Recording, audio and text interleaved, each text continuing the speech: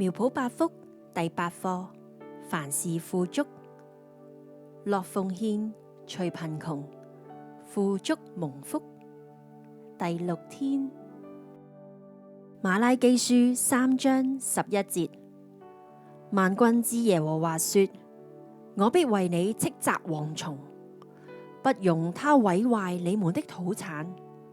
你們田間的葡萄樹在未熟之先也不掉果子。瑪拉基書3章11節，萬軍之耶和華說：我必為你斥責蝗蟲，不容它毀壞你們的土產。你們田間的葡萄樹在未熟之先也不掉果子。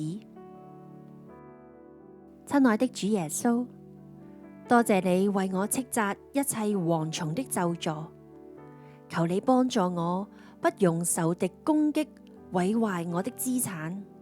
凡我手中所作盡都蒙福，我的心單單仰望你。奉主耶穌基督的名宣告，神要斥責蝗蟲，不容我的財物被吞吃。一切貧窮的咒詛都要遠離我。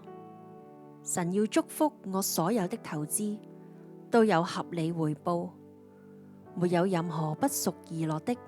阿門。